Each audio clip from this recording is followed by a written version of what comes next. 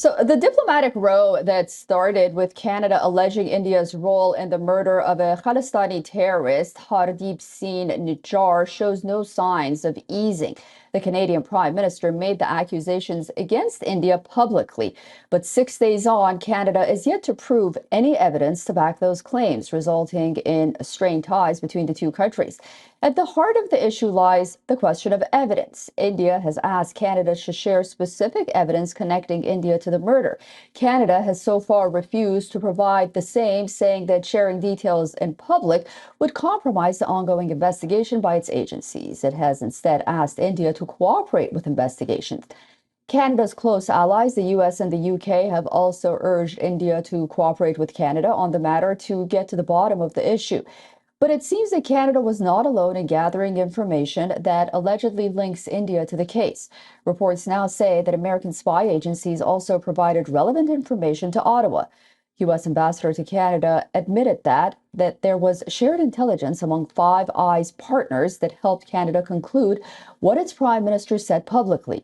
The Five Eyes is an alliance of the intelligence agencies of the United States, United Kingdom, Australia, New Zealand, and Canada as well. The Second World War era intel sharing alliance between the UK and the US was expanded twice after the war until 1956, when it got its present strength.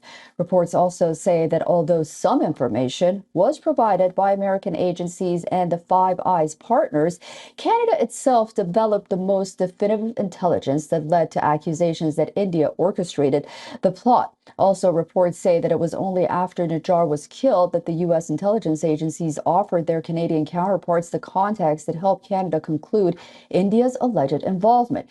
It has also been reported that Canada and its officials had informed and altered Nijjar that he was in danger. There is little information on whether the Canadian government knew of an alleged Indian hand before the killing took place, but reports say that Washington did not have any evidence or information on the alleged plot. Had that been the case, the U.S. would have been bound to inform Nijjar.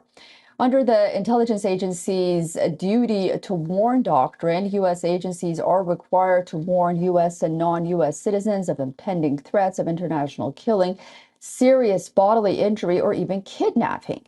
Renowned British economist Jim O'Neill, who is known for coining the BRIC acronym, says both countries have to think about their steps carefully as the dispute develops. Take a listen. It looks like the Canadians feel very upset by it. And I was just reading something this morning about how they've shared their intelligence with Western allies. So we will have to see how this dispute develops. And it might well be a bit of a challenge as to how Mr. Modi presents his own position on this issue, because obviously, along with becoming a bigger voice, also means you have to take greater accountability and responsibility for your position on what many countries regard as the right principles as you go forward. So it's something that Mr. Modi and his advisors are going to have to think about very carefully. Against the background of this row, India's National Investigative Agency has begun a crackdown on Khalistani terrorists. Investigative agencies have been ordered to cancel overseas citizens of India cards of these terrorists so that they cannot enter India. And apart from this, the government has also asked for confiscation of properties owned by the identified terrorists and their families in India as well. Okay, for more on this, we are now being joined by Mr. Phil Gursky from Ontario. He's a former CSIS senior terrorism analyst and the president of the Borealis Threat and Risk Consulting. Thank you so much for joining us, Mr. Gursky. So this situation seems to be escalating with each passing day. Can you tell us about the cooperation that Five Eyes countries have when it comes to situations like this? How likely was it that perhaps the Canadians got information from other allies? Well, it's entirely possible. As you said in your introductory comments, the Five Eyes has been around since the end of the Second World War. It achieved its final, I guess, form in the 1950s. As you said, there are the five main Anglo partners. The way I like to describe the Five Eyes is it's kind of the gold standard of intelligence sharing in the world. A lot of very sensitive information is shared. A lot of these agencies work very closely together on a variety of projects. And I think it has stood the test of time that we agree to share information with each other, provided that information is protected. And by protected, what I mean is that it is not disclosed publicly that can affect sources or methods. Those are the two most important things you work in intelligence, is to ensure that the way you collect information and against whom you collect information is not known to the people that you are trying to target.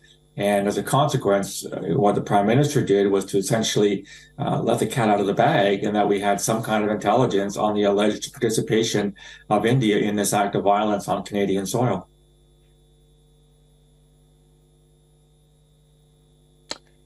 So what would be the next step in something like this? Because relations between the two sides have really turned sour, and this escalated in a matter of days. From your experience, do you think that this is serious for future Canada-India relations? It's potentially very serious because the Canadian government has alleged that a foreign power, i.e. India, either carried out or sponsored or took part in or had some kind of role in the murder of somebody on Canadian soil. So of course it's very, very serious. Canada and India have had relations for many, many years. Canada recognizes the role that India plays, not just in South Asia, but in other matters. It's going to be a very delicate dance going forward as to what happens from Canada's perspective. Obviously, they want to see the perpetrators of this murder to be brought to justice.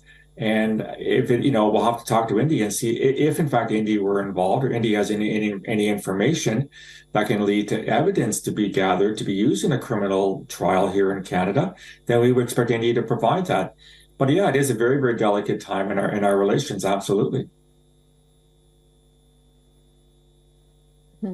Okay, well, we'll be watching very closely. And thank you so much for staying with us and joining us, Mr. Phil Gurski, and for that analysis. I hope to speak to you again very soon.